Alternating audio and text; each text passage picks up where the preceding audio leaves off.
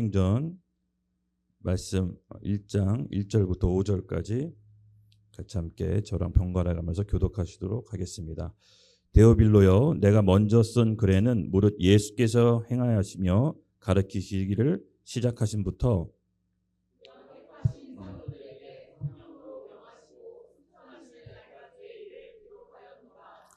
그가 고난 받으신 후에 또한 그들에게 확실한 많은 증거로 친히 살아계심을 나타내사 40일 동안 그들에게 보이시며 하나님 나라의 일을 말씀하시느니라.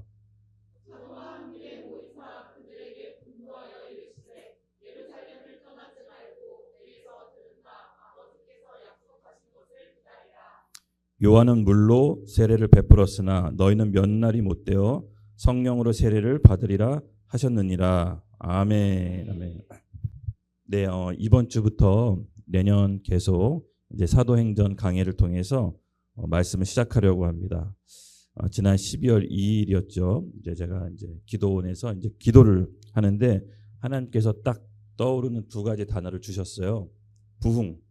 부흥이란 마음의 단어를 딱 주셨는데 사실은 이제 사도행전을 좀 제가 유심히 작년부터 이제 보고 있었는데 사도행전 강해를 작년에 할까 고민하다가 좀 로마서에 집중해야겠다는 마음이 있어서 이제 사도행전을 하지 않고 있었는데 딱 기도원에서 부흥이란 두 단어를 주시면서 사도행전을 유심히 봐야겠다라는 마음을 먹게 됐습니다.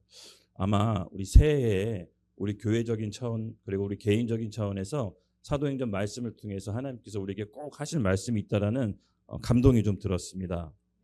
그래서 부흥 이렇게 딱 떠오르는 단어가 기도원에 주셨는데 부흥이 뭘까? 부흥을 어떻게 준비해야 되나 너무 이제 궁금했습니다. 그래서 제가 몇 년 전에 꾸었던 꿈이 기도원에서 좀 생각이 났어요. 그때 이제 고 목사님하고는 그 꿈에 대해서 좀 나눴었는데 제가 이제 어느 달동네 여러분 옛날에 봉천동 가면은 언덕 위에 집들이 막 판잣집이 모여져 있는 달동네 혹시 본 적 있으세요? 있으세요? 지금은 이제 없어졌는데 저 어릴 적에 봉천동 가면 그 달동네가 있었거든요. 근데 제가 꿈에서 그 달동네 판잣집 거기 사이에 있는 달동네를 이렇게 올라가고 있는데 성경책을 들고 근데 집 사이사이에서 계란들이 막 굴러 들어오는 겁니다. 그래서 계란들이 굴러 들어오더니 계란들이 반으로 쫙쫙 쪼개지더니 병아리가 막 나오는 거예요. 그래서 뭐 이런 신기한 일이 있을까 하고 병아리가 밟힐까 봐 조심조심 이제 맨 땅을 찾아 걸어가고 있는데 갑자기 병아리들이 마구마구 굴러오더니 셀 수 없는 병아리 알들이 막 오는 겁니다. 근데 뿅뿅뿅뿅 부하더니 갑자기 너무 많이 부하는 거예요. 꿈인데도 너무 황당하고 이게 뭔 일인가 싶어서 조심조심 병아리 밟지 않도록 이렇게 피해 다녔습니다. 그리고 이제 그렇게 산 꼭대기 이제 언덕 위에 올라갔는데 교회가 있더라고요. 그래서 그 꿈이 딱 생각이 나는 거예요. 근데 그때 우리 목사님이 딱 얘기해 주시는 게 그 꿈 얘기를 했는데 딱 이 한마디를 하시더라고요. 부흥이네. 부흥이야. 이러더라고요. 뭔지 모르겠지만 하나님은 올해 새 일을 시작하실 수도 있겠구나. 그래서 그 꿈이 이렇게 딱 생각이 났습니다. 그래서 여러분 우리가 2025년도에 이 사도행전이 우리 교회적으로 굉장히 중요할 것 같기도 하지만 우리 개인적으로도 정말 중요할 것 같습니다. 예, 하나님께서 혹시 우리 교회 가운데 부흥을 허락하신다면 우리가 영적으로 단단히 준비해야 될 것 같습니다. 왜냐하면 부흥이 있다는 사실은 사실 마귀의 공격이 전면적으로 있는 것과도 같습니다. 예수님께서 마귀에서 광야에 시험 받으실 때 40일 금식하시고 시험 받습니다. 그렇죠? 그리고 나서 예수님이 마귀의 시험을 통과하시고 공적인 사역이 시작됩니다. 드러나는 사역이 본격적으로 시작합니다. 그래서 금식 기도를 통해서 성령의 능력의 충만함을 받아서 공적인 사역이 이제 시작되는데 맞습니다. 우리 안에 성령이 역사하기 시작하면요. 가장 먼저 아는 사람이 사람이랍니다. 마귀입니다. 그들은 우리를 훔치고 죽이고 도둑질하죠. 예, 우리의 영적인 일이 아마도 우리가 준비되어질 때 가장 민감하게 아는 것도 바로 마귀일 줄로 믿습니다. 그래서 여러분 우리가 다른 것이 아니라 올해는 그러니까 2025년도 새로운 날에는 내 힘과 능력으로 아니라 하늘로 위로부터 오는 능력을 받아야 되는 줄로 믿습니다. 그래서 한 차원보다 높은 삶을 살아가야 된다는 깊은 감동이 있습니다. 그래서 우리가 영적으로 더 기대함과 동시에 더 단단히 준비해야 됩니다. 기존에 하고 있었던 예배, 기도를 더 깊게 들어가서 성령께서 조명해 주시는 하나님 말씀으로 믿고 순종해서 따르는 그 단순한 신앙생활을 더 깊게 들어가야 됩니다. 신앙은요, 결국은요, 새로운 어떤 깨달음이 아니라 우리가 하고 있는 바, 믿고 있는 바를 더 깊게 들어가서 단순 반복하는 게 영적인 힘을 길러낼 수가 있습니다. 그래서 오늘 주제가 바로 초대교회 성도의 믿음이죠. 그들의 믿음이 어떤 건지를 오늘은 이제 사도행전 개요처럼 살펴볼 텐데요. 너무나 중요한 말씀이라고 저는 생각이 듭니다. 왜냐하면 기도원 갖다 받은 말씀이기 때문에 아주 따끈따끈한 하나님께서 주신 말씀이라고 믿습니다. 그래서 우리가 2025년도 이 사도행전의 세 가지 관점으로 좀 볼게요. 첫 번째는요, 초대교회 메시지. 도대체 초대교회 성도들은 어떤 메시지를 했을까? 이 관점으로 살펴볼 거고요. 둘째는 초대교회 성령의 역사. 그들의 믿음을 통해서 벌어지는 그 초자연적인 성령의 역사가 오늘날 우리에게도 동일하게 이어진다고 믿습니다. 그리고 세 번째 관점은요, 초대교회의 종말론적 신앙관. 그들이 믿고 있던 이 믿음과 신앙관을 우리가 살펴봐야 됩니다. 그래서 이 사도행전을 오늘 우리가 본다는 것은 여러분 2000년 전 사도들이 오늘 우리 YDP 하나교회 가는데 해줄 말이 있다라는 것입니다.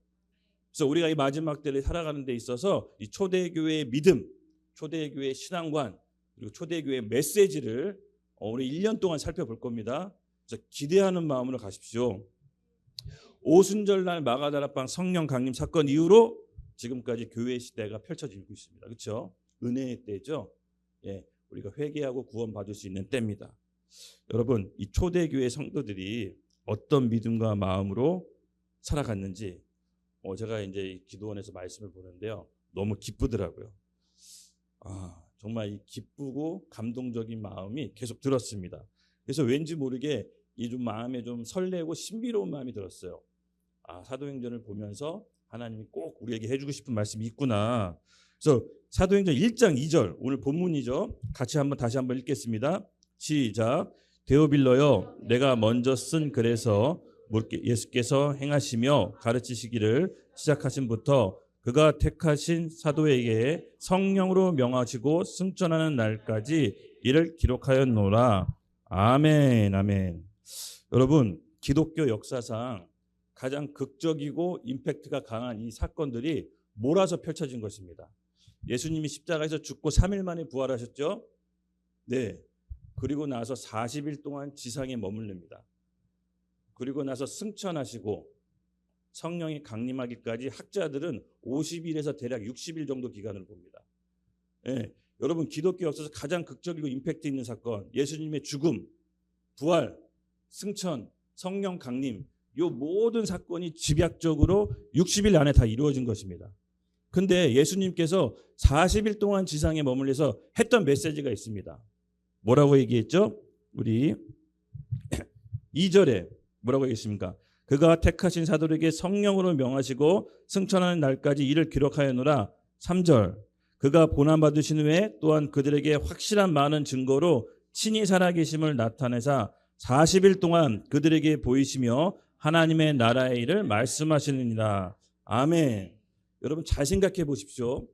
평상시에 사람이 말하는 거랑 어디 멀리 떠나갈 때 사람이 말하는 거랑 죽음 임박했을 때 말하는 거랑 그 메시지의 강도와 깊이가 어떻겠습니까? 달랐습니다.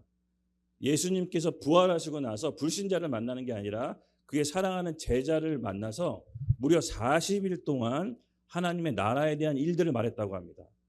예수님이 김박성, 시급성, 승천하시기 전에 제자들에게 꼭 하고 싶은 얘기가 있는데 40일 동안 하나님 나라 일을 전했다라고 합니다. 여러분, 하나님의 나라의 일이 그냥 간단한 얘기가 아니었습니다. 오랫동안 해야 되는 일이었습니다. 예수님이 승천하시기 전에 꼭 제자들에게 하고 싶었던 얘기가 바로 전 이 얘기라고 보았습니다. 맞습니다. 그렇죠? 그래서 우리가 오늘은 초대교회 메시지, 초대교회 성도들이 했던 메시지를 오늘 주목해서 볼 필요성이 있습니다.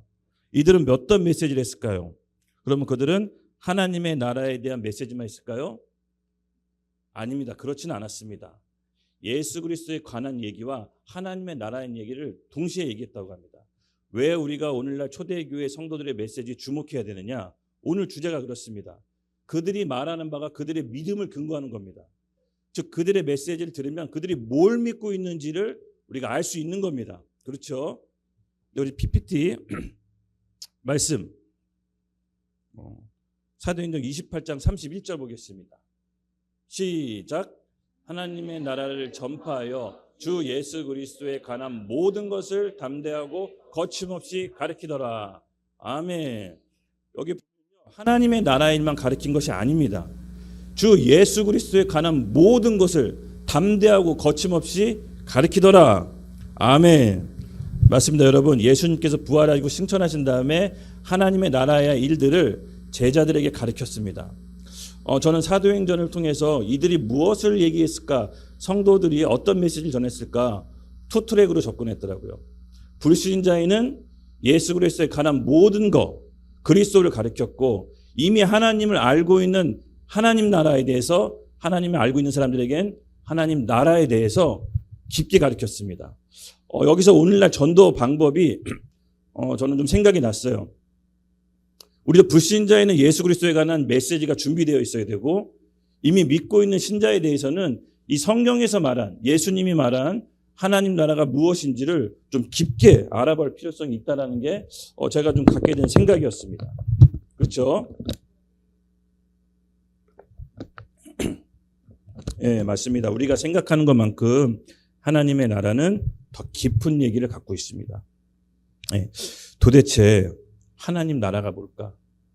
그 나라는 어떻게 생겼고 누가 들어가고 언제 이 땅에 임하나? 우리 하나님 나라에 대한 궁금증은 사실 제가 여러 번 간증했지만 제가 신앙생활 하면서 내내 있었습니다. 예, 그냥 간단한 얘기처럼 들리지는 않았어요. 그러니까 제가 성경을 통해서 하나님 나라를 쫙 들었을 때 좀 내 안에 추상적이었다는 느낌이 있었거든요. 그래서 좀 깊게 알고 싶다라는 마음이 있어서 이 궁금증을 이제 제 안에 이제 발동하기 시작했습니다. 그래서 제가 이제 예수님 만나고 신앙생활 하면서 성경을 볼 때도 하나님 나라에 대한 관점으로 성경을 좀 보기 시작했던 것 같아요. 그랬더니 새로운 관점으로 좀 성경이 보여지고 열리기 시작했는데, 초대교회 성도들의 믿음, 그들이 말했던 메시지, 그들은 하나님 나라와 주 예수 그리스도에 관한 모든 것을 두 가지를 전했다라는 것이 눈에 보이기 시작했습니다. 여러분, 우리가 사도들이 했던 그런 모든 메시지를 다 알 수는 없지만 성경을 근거해서 그에 참조해서 추정해 보면 결국은 투트랙으로 접근했다는 것을 알 수가 있는 것입니다. 그렇죠? 우리 사도행전 1장 3절 이렇게 얘기하고 있습니다. 다시 한번 또 반복해서 읽겠습니다. 시작. 그가 고난받으신 후에 또한 그들에게 확실한 많은 증거로 친히 살아계심을 나타내사 40일 동안 그들에게 보이시며 하나님 나라의 일을 말씀하시더라. 아멘. 예수님께서 부활하시고 승천하셨을 때는 이미 예수님을 알고 있는 사람들한테는 그리스도 자신이 누군지를 더 이상 얘기하지 않았습니다. 더 어떤 기적도 행하지 않았습니다. 그냥 하나님 나라, 그 나라가 무엇이고 어떻게 이루어지고 언제 이 땅에 임하고 누가 들어가는지에 대해서 아마 40일 동안 깊게 설명했을 거로 추정되어집니다. 그리고 사도행전 8장 12절 이렇게 얘기하고 있습니다. 빌립 사도 말씀하겠습니다. 시작. 빌립이 하나님 나라와 및 예수 그리스도의 이름에 관하여 전도함은 그들이 믿고 남녀가 다 세례 받으니. 아멘. 이 빌립이요, 사마리아 땅, 그때 당시 유대인이 가지 않는 땅입니다. 거기는 혼혈아들이 살았다고 해서 아마 2등 시민으로 취급하는 곳인데, 그곳에 가서 뭐라고 했냐면요, 하나님 나라와 예수 그리스도의 이름에 관하여 전도함으로 그들이 믿고 남녀가 다 세례를 받았다고 합니다. 네, 빌립도 역시 하나님 나라와 예수 그리스도를 전했습니다. 그렇죠? 그리고 사도행전 19장 8절을 보겠습니다.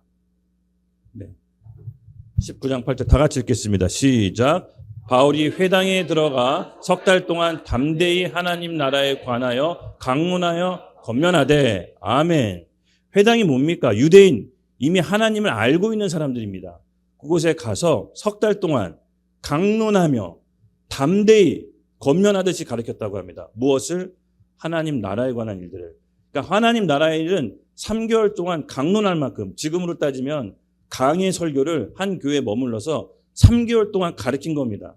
담대히. 그만큼 하나님 나라에 관한 일들은 깊은 얘기인 것입니다. 그리고 우리 아까 봤던 사도행전 28장 31절 말씀 같이 읽겠습니다. 시작. 하나님의 나라를 전파하며 그리스도에 관한 모든 것을 담대하게 거침없이 가르치더라. 아멘. 맞습니다.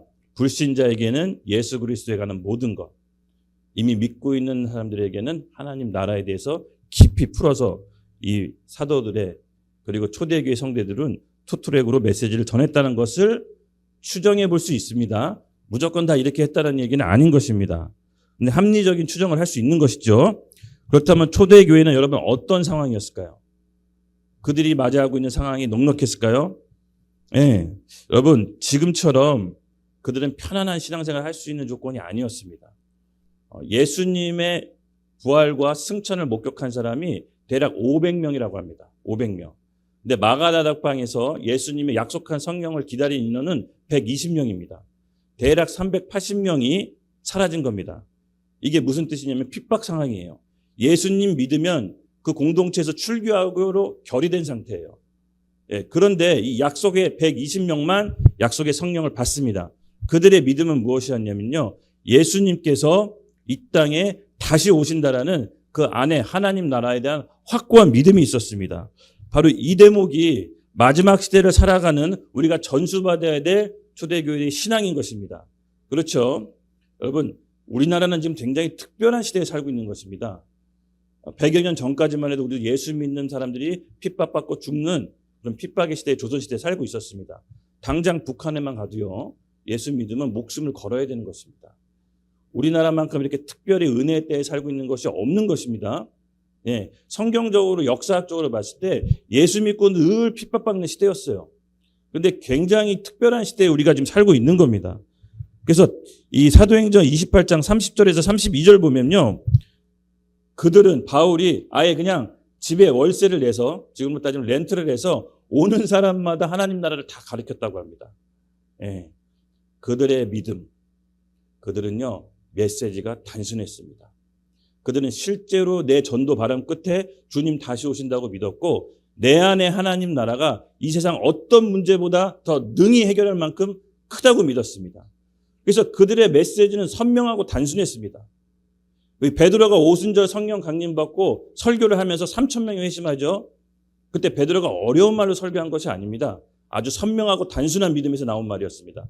너희가 십자가에서 못 박은 그 예수가 우리 하나님이 주와 그리스도가 되게 하셨다. 이 얘기를 듣고 이 얘기에 성령이 임하니까 3,000명이 회심했다고 합니다. 그럼 우리가 앞으로 어떻게 살아야 됩니까? 예, 여러분 우리 안에 초대교회 성도들의 믿음은 어렵고 복잡스럽고 어떤 훈련, 지식으로 갖춰진 것이 아니라 하나님 나라에 대한 확고한 믿음이 내 안에 임했던 것입니다.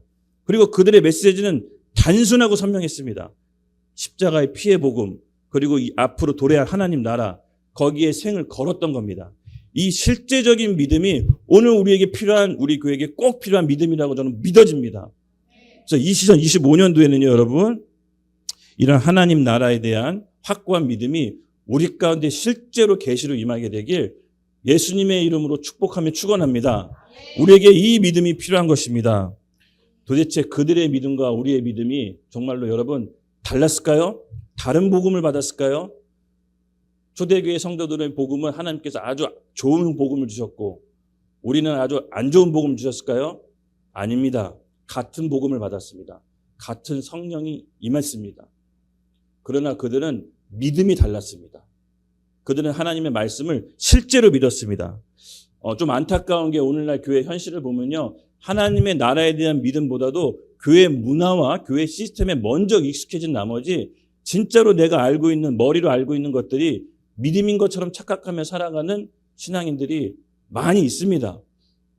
저는 28세 때 예수님을 안 믿다가 믿었잖아요. 그래서 나중에 교회 왔는데 교회 문화에 적응하기 진짜 힘들었어요. 교회에서 쓰는 용어, 교회 이런 분위기, 이렇게 대하는 것들이 저로 입장에서는 정말 적응하기 한 3년 걸렸던 것 같아요. 근데 여러분, 진짜 중요한 것은요, 이미 내 안에 하나님 나라가 임한지를 먼저 우리가 확인해야 되는 것입니다. 그리고 나서 신앙생활을 해야 되는데, 우리 안에 믿음 없이 먼저 교회에 대한 문화, 시스템에 젖어들어서 정말 내가 믿고 있는 것이 진짜 믿음인지 아니면 관념적인 믿음인지를 우리가 다시 한번 되새겨 봐야 됩니다.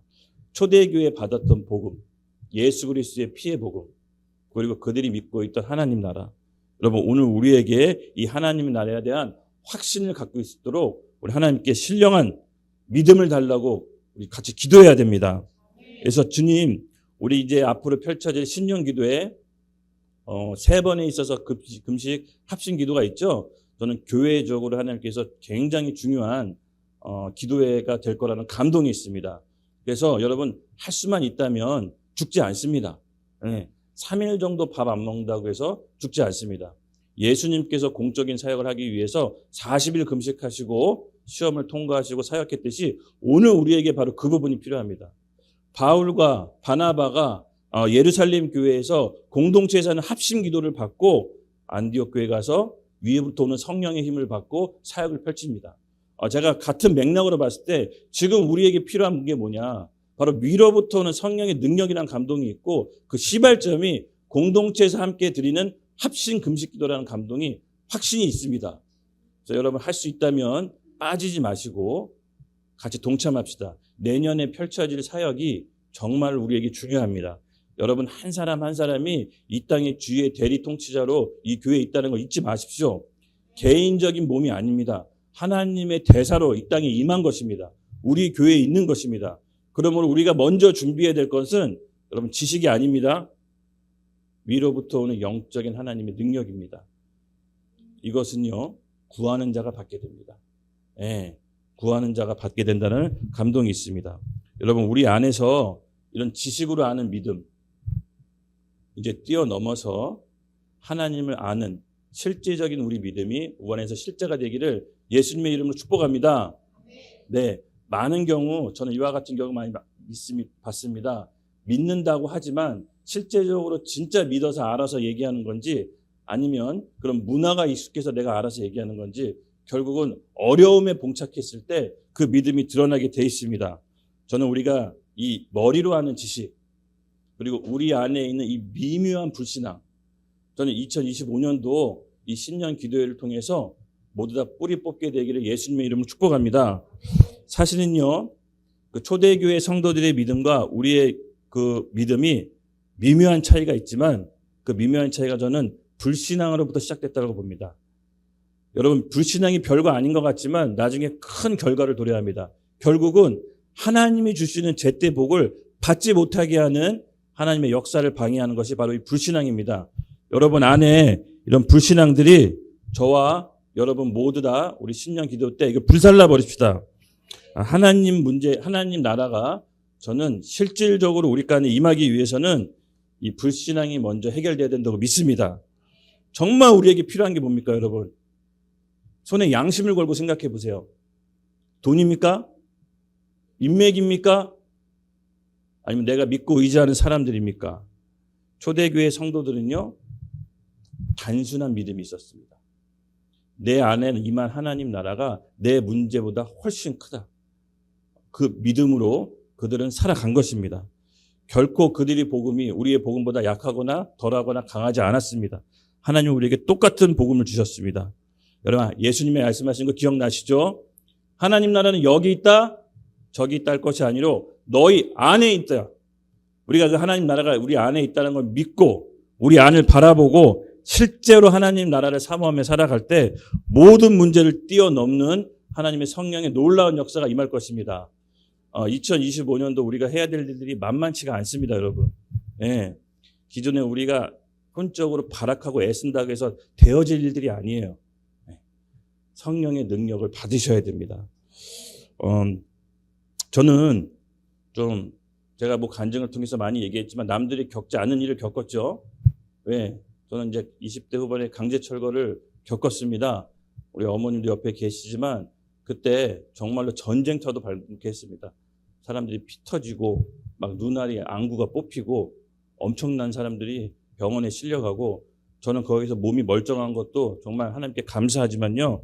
실제로 저는 그렇게 머리로만 알고 있던 일들이 정말 그 사건을 통해서 하나님이 어떤 분인지를 더욱더 알게 됐습니다. 여러분, 이 머리로 아는 지식이 이 마음으로 내려와 이 알기까지는 정말 오랜 시간이 걸립니다. 사람은 웬만한 충격이 가해지지 않으면요, 자기 생각이 바뀌지 않습니다. 근데 생각해보면 그런 강제철거를 통해서 내가 내 마음과 생각이 바뀌었다는 게 얼마나 큰 축복인지 모릅니다. 저는 그 전까지만 해도요, 세상을 삐뚤어진 눈으로 쳐다봤어요. 이 세상이 잘못됐다라고 생각했어요.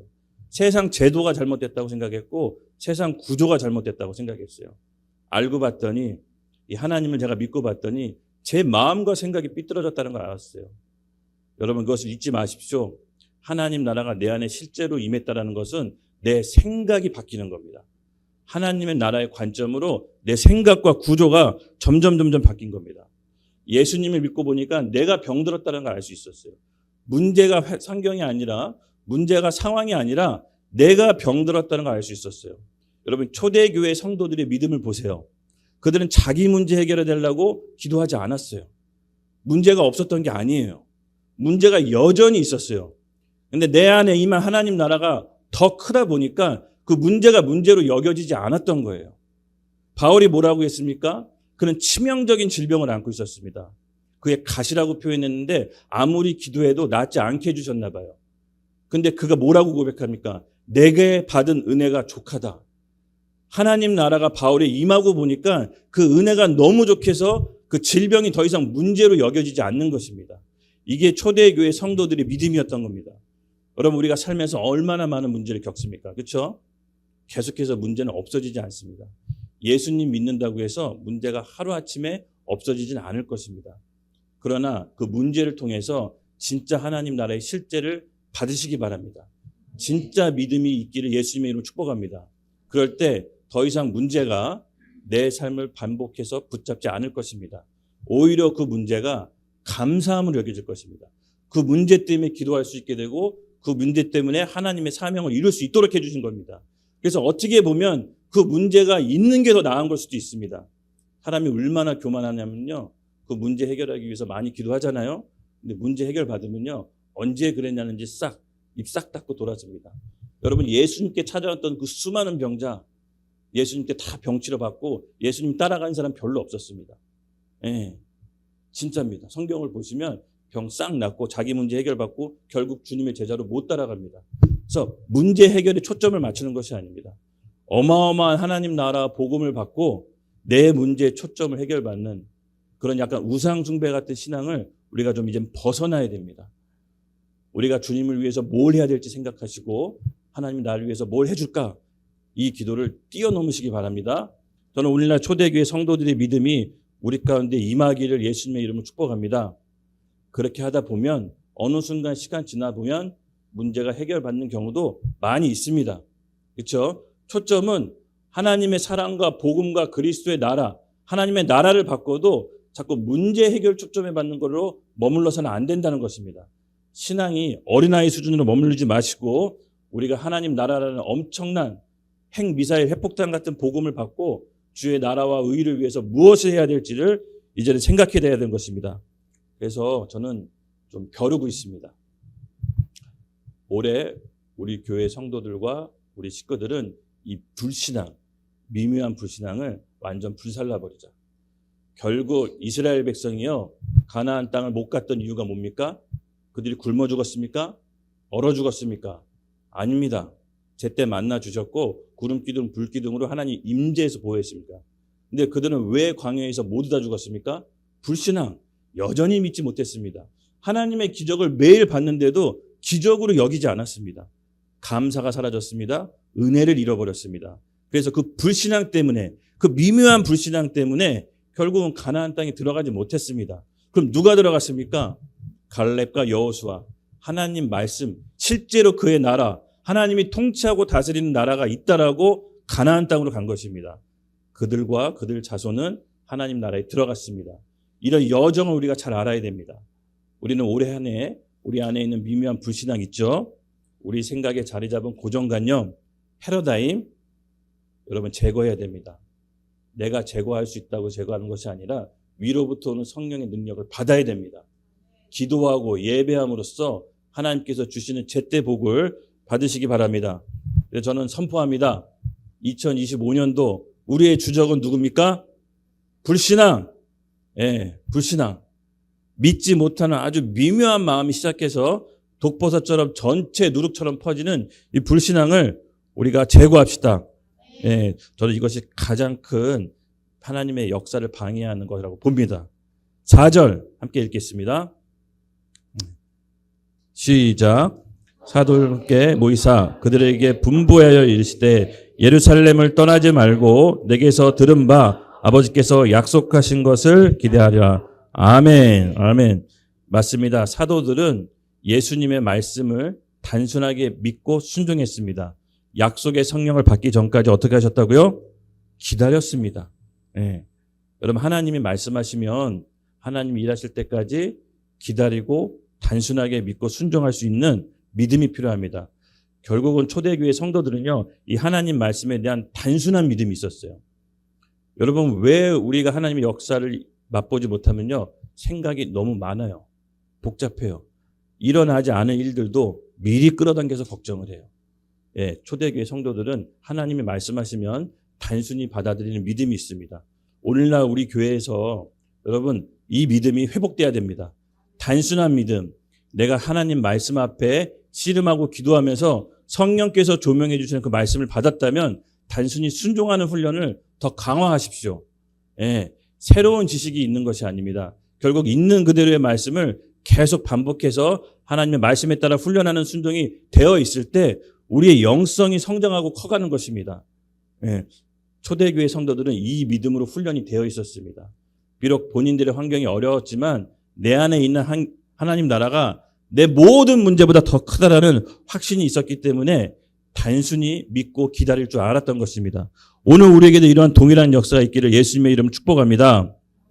사도들에게 임했던 예수님의 그 왕권을 가진 하나님 나라가 우리를 통치하고 다스릴 수 있도록 우리 안에 있는 미묘한 불신앙, 모든 신앙의 패턴, 이것을 제거하고 단순한 신앙으로 다시 재정립하십시다. 다시 올 시작할 때 여러분 좀 번잡스럽고 거추장스러운 거를 한번 가지를 쳐보세요. 예, 농부는요, 더 열매 맺기 위해서 가지를 칩니다. 하나님의 열매 맺는 첫 번째 단계는요, 내가 가지고 있는 거 가지를 치는 겁니다. 왜 그렇게 합니까? 아버지께서 예수님이 말씀하셨죠? 더 열매 맺게 하기 위해서. 예, 우리가 인생을 살다 보면 우리 어르신분들 계시지만 제가 이런 얘기하기는 좀 민망하지만 생각보다 너무 짧습니다. 예, 제가 20대 후반에 예수님 만나고 너무 길었어요. 시간 가는 게. 저는 영원히 20대일 줄만 알았어요. 근데 어느덧 뒤돌아보니까 45이 됐는데 그 45이 정말 일주일 같았게 느껴져요. 와, 정신이 번쩍 들더라고요. 인생 굉장히 짧구나. 앞으로 펼쳐질 후반부는 더 짧겠구나. 그러면 여러분 어떤 결론을 내야 됩니까? 내 인생에 가지를 쳐서 열매 맺기 위해서 하나님이 원하시는 길대로 집중하셔야 됩니다. 생각보다 인생 짧습니다. 여기서 제가 뭐 20년, 30년 더 먹으면 60살 되잖아요. 할 수 있는 게 그렇게 많지 않습니다. 기력 있고 뭔가 하나님께서 주시는 말씀과 우리가 할 수 있는 의지가 있을 때 이 기간에 할 수 있는 게 생각보다 짧습니다. 네, 제가 이 얘기를 아무도 안 해주더라고요. 근데 좀 미리 어른분들이 해줬으면, 야, 성환아, 인생 진짜 짧다. 좀 해줬으면 좋았을 텐데, 아마 해줬어도 제가 거부했을 겁니다. 못 알아들었겠죠. 참 알아들을 때가 있는 것 같습니다. 하나님의 말씀은. 그렇지만 우리 제가 청년들에게 꼭 하고 싶은 얘기 뭐냐? 인생 생각보다 굉장히 짧습니다. 네. 그래서 정신이 아마 번쩍 들 겁니다. 여러분들 40살 넘으면. 그래서 우리는 하나님이 원하는 일에 집중적으로 투자해야 되는 것입니다. 그렇죠? 그래서 하나님이 제가 오늘 기도원에서 주셨던 그 두 단어, 부흥.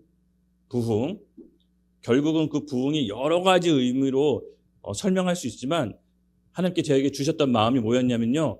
원래 잃어버렸던 것들 모두 다 회복시키실 거다. 이런 감동이 있었어요.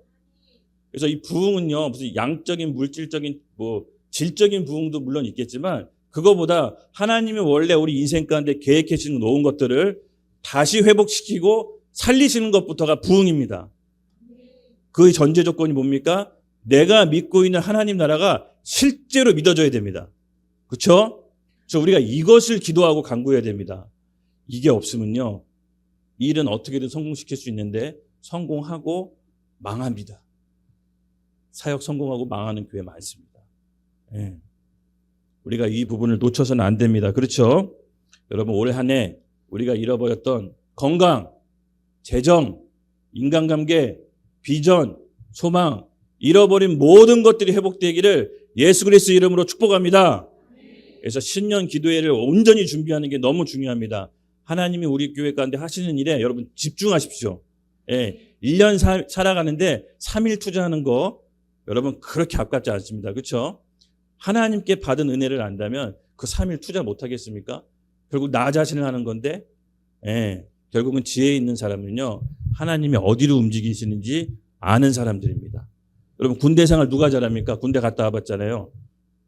위에 있는 고참 뭐 말 듣는 것도 좋지만 위에 있는 사령관 마음에 쏙 들게 하면 그 아래에 있는 뭐 장교들 다 말 어차피 들을 수밖에 없잖아요. 그렇죠? 최고 사령관에게 마음에 쏙 들게 행동해야 되는 겁니다. 마찬가지입니다. 영적인 하나님, 최고 사령관이 하나님께 마음에 쏙 들게 한번 행동합시다. 저는 이것이 우리의 중요한 신앙의 원리이자 키라고 생각됩니다. 오늘 2025년도 정말 우리 안에 있는 불신앙을 완전히 소멸합시다. 예. 또 불신앙을 제거하자고 했더니 막 인간적으로 막 긍정적인 마인드, 적극적인 삶의 자세 이렇게 또 혼적으로 가는 경우가 있더라고요. 그럼 불신앙을 해결하자고 해서 긍정적으로 살자, 적극적으로 삶의 자세를 임하자. 물론 나쁜 건 아닙니다. 근데 그런 삶의 자세를 바꾸자라는 게 아닙니다. 그거는 영적인 문제가 오면 한계에 부닥칩니다. 여러분 사회에서 자기 분야에서 탑을 찍고 그 크리스찬 연예인들이 성공하고 근데 많은 사람들이 자살합니다. 그들이 이 삶을 적극적으로 안 살았을까요?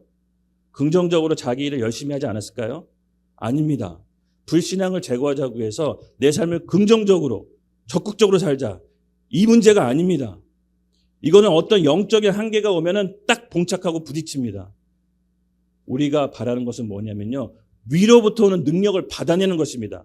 삶을 긍정적으로 살자고 하는 그런 인본주의 생각도 우리가 좀 내려놔야 됩니다. 우리 말씀 같이 읽겠습니다. 네. 우리에게 꼭 필요한 말씀입니다. 누가복음 17장 13절.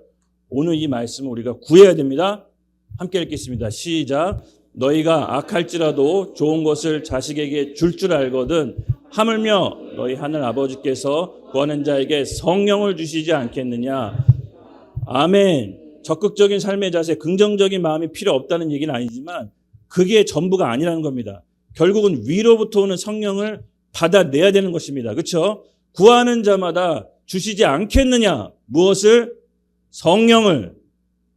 오늘 우리에게 필요한 것이 저는 하늘로부터 내려오는 성령이라고 믿어 의심치 않습니다. 네, 여러분 우리 약속의 말씀에 근거해서 우리 하나님께 오늘 전심으로 기도하는 자세가 필요합니다. 여러분 하나님께 대해서 그런 문제 해결 기도하는 게 필요 없습니까? 아닙니다. 그 얘기를 또 하는 게 아닙니다. 하나님께서 우리의 사정, 우리의 연약함, 우리의 깊은 마음까지 다 감찰하고 아십니다. 근데 우리가 기도했을 때 그 기도 응답이 내가 삶에 원하는 방향이 아니라고 해서 그게 기도 응답이 아니라는 내 고정관념과 패러다임을 버려야 됩니다. 제가 사실 좀 하나님께 오랫동안 지속적으로 기도했던 게 있었는데 뭐였냐면 지혜였어요. 하나님, 그 솔로몬이 지혜를 기도해서 지혜를 받았는데 그 지혜 받은 게 너무 부럽더라고요. 그래서 저도 지혜를 달라고 꽤 오랫동안 혼자 기도하면서 기도했었어요. 근데 하나님이 지혜를 뚝딱 주셨을까요? 제가 회사 운영하는데 말도 안 되는 문제들이 하나둘씩 펼쳐집니다. 제가 이거 간증에 썼잖아요. 막 큰 외국계 기업하고 재판받고 도저히 제가 이길 수 없는 상대. 그리고 수많은 사람들의 그런 어떻게 보면 제가 배신을 2번 당했고 뒤통수를 2번 맞았고. 근데 지나고 나니까 이게 기도 응답이더라고요. 지혜를 뚝딱 주시는 게 아니라 어떤 문제가 생겼을 때 창의적으로 해결할 수 있도록 능력을 길러주시더라고요. 아, 지나고 나니까 이게 기도 응답이었구나. 여러분 느끼게 될 것입니다. 여러분에게 정말로 내가 영혼을 사랑할 수 있는 마음을 주십시오라고 기도해 보십시오. 그러면 영혼을 사랑하는 마음이 뚝딱 생기는 게 아니라 상황과 환경, 여건을 만들어서 정말 인간관계에 계속 부딪히게 만드십니다. 직원, 가족, 남편, 자녀를 통해서 계속 부딪히게 만듭니다. 하나님의 기도 응답이라고 믿어지십니까? 하나님께서 내 안에 사랑이 없다는 걸 먼저 보여주십니다. 그러면 하나님께서 기도 응답하실 때는요, 갑자기 뚝딱 주시는 게 아니라 내 환경과 사건, 사람들을 통해서 하나님께서 그 과정을 겪음으로써 지나고 나니까 이게 기도 응답이었네라고 우리가 생각하게 되는 겁니다. 여러분, 재정적인 어려움을 오랫동안 겪어보신 적 있으세요? 저는 이 재정적인 문제를 해결하려고 기도를 오랫동안 했었습니다. 근데 하나님이 돈을 어디서 극적으로 뚝딱 주시지 않더라고요. 기도할 때마다 그의 나라와 의를 먼저 구하라.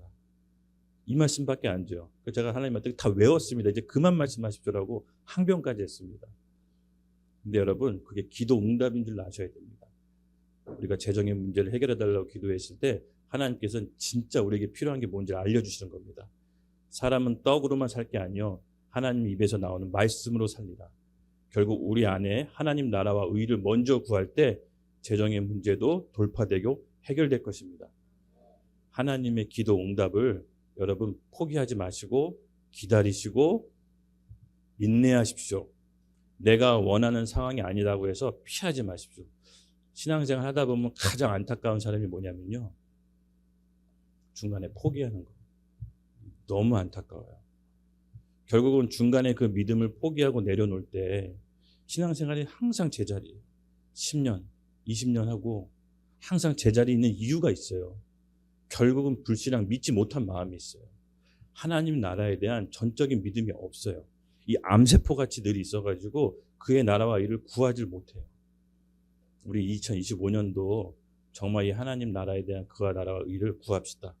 그러면요, 상황과 학교를 이 환경 만들어 주셔서 하나님께서 역사하십니다.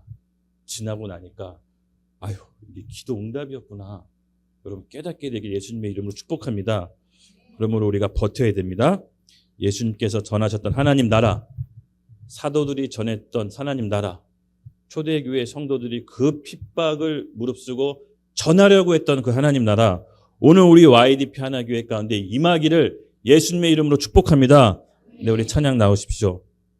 마지막 우리 5절 같이 읽고 우리 좀 하나님께 목 놓아 기도하겠습니다. 결국 우리에게 필요한 것이 뭡니까? 위로부터 오는 하나님의 능력, 성령의 역사를 갈구합시다. 여러분, 요엘 선지자가 얘기했죠. 이른비 성령을 초대교회 시간에 오순절 성령 강림으로 일했다면 우리 늦은비 성령을 오늘 우리 교회 가운데 부어주실 것입니다. 누구에게? 성령을 구하는 자들에게. 오늘 우리 교회가 그거를 받아야 됩니다. 2025년도 출발하기 전에 우리가 받아야 될 것은 이 요엘 선지자가 얘기했던 교회 시대 가운데 풀어질 늦은비 성령을 우리가 함께 같이 구합시다. 우리 같이 일어나겠습니다. 네. 우리 구할 때 간절히 하나님 앞에 목 놓아 구합니다. 하나님, 저에게 진짜로 필요한 게 무엇입니까? 지금 제가 그것을 구하겠습니다. 하나님 아버지, 정말 내 안에 하나님 나라가 실제가 되기를, 믿어지게 되기를 올해 안에 2025년도 사도행전을 통해서 깨닫게 하여 주시고 알게 하여 주시고 믿게 하여 주시옵소서. 우리 5절 읽겠습니다. 요한은 물로 세례를 베풀었으나 너희는 면난이 되어 못되어 성령으로 세례를 받으리라 하셨느니라. 아멘. 2025년도 우리 안에 있는 미묘한 불신앙 예수 그리스도의 이름을 명하노니 모두 다 불태워질지어다. 하나님께 도움을 구하십시다. 위로부터 오는 성령을 구합시다. 우리 주여 한번 크게 외치고 요엘 선지자가 얘기했던 늦은비 성령이 오늘 우리 하나교회 가운데 임하도록 주여 이름 외치고 기도하겠습니다. 하나님 아버지, 오늘 우리 교회 가운데 하나님께 간곡히 부르고 간구하는 모든 기도 주여 응답되게 하여 주시옵소서. 눈물로 씨를 뿌리며 흘리는 자들에게 기쁨으로 단을 거두리라는 말씀이 오늘 2029년도 가운데 우리 교회 성도 가운데 이루어지게 해주시고, 잃어버린 모든 영역들, 재정, 건강, 인간관계, 소망, 비전이 온전히 회복되는 우리 안에 부흥의 역사가 일어나게 하여 주시옵소서. 감사합니다. 예수님의 이름으로 기도드렸습니다. 아멘.